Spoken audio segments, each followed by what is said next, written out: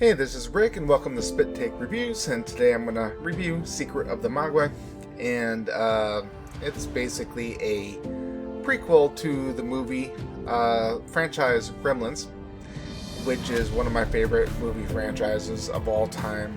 I have a lot of memories from when I was a child, and I still watch it and rewatch it today. And Gremlins is a Christmas movie, and I will still watch the goofiness of Gremlins 2, because there's an electric Gremlins and there is a big-breasted female Gremlins, and Gizmo pretends to be Rambo.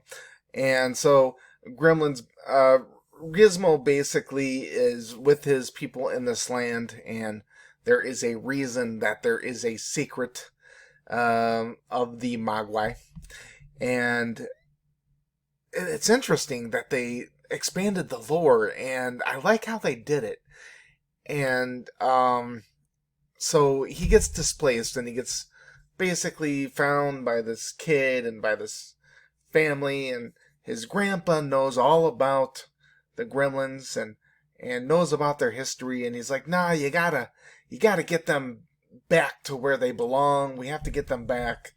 And this evil magician magic guy, Riley Green, finds out about the Mogwai, and he is going to get he's trying to get to Gizmo, or trying to get the Gremlins, because they got him wet, and you know what happens when you get him wet. You know the three rules. You can't get the Gremlin or the Mogwai wet. You can't feed them after midnight, and they cannot be in the light. They cannot be in the sun, because bad things will happen. And basically, he has his henchman Elle at first, but she ends up being good later on. And it's a really cool show. I really like the animation. I know it's a little cartoony, but it actually fits really well. And Gizmo, I mean, he's more than just an adorable creature, but it does seem like he's always been just an adorable creature. He was Baby Yoda before Baby Yoda, and so it's no different here. But he does have some depth to him. And then what's great about this, though, is you do find out why Gizmo is good and the other gremlins that come off of him are bad, and why they're mischievous, and why they cause chaos. And this happens here. And the gremlins, when they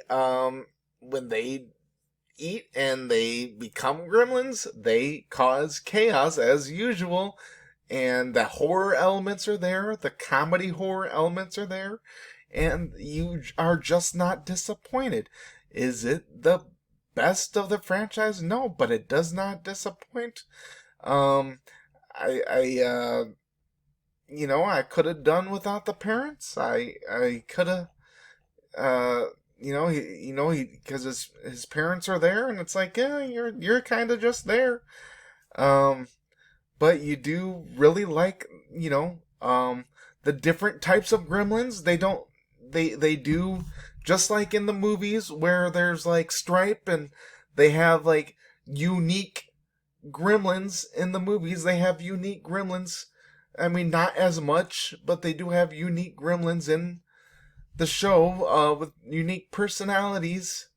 And they're really funny individual characteristics, and it doesn't disappoint. And what I find really cool too is they intertwine it with Chinese mythology, and the animation with the Chinese mythology, the colors and the color schemes and all that are really cool. And the gods and goddesses are really cool.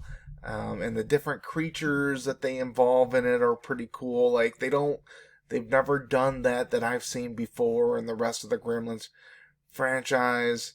But as far as the characters in it, Like, Elle's a pretty interesting character. She's like the henchman that becomes good. Riley Green, he's the bad guy, the main bad guy. Really great, played by Matthew Reese. I thought he was a fantastic bad guy. Sam, kind of one dimensional. He's the little boy that kind of becomes Gizmo's best friend. He's, not great, but he's got to be brave and he's really mature.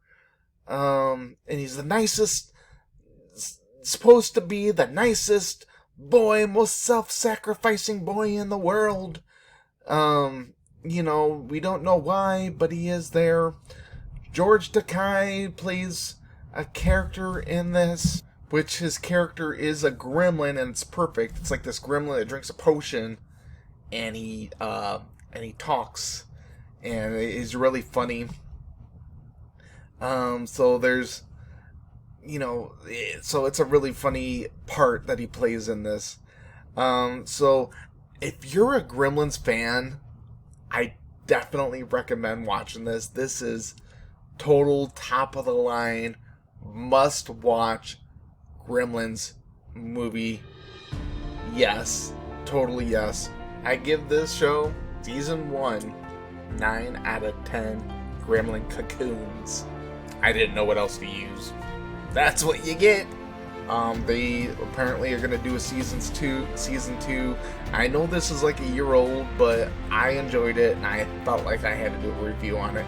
So if you've watched it, tell me what you think. Tell me what your favorite gremlin is. And thanks for watching. Peace out.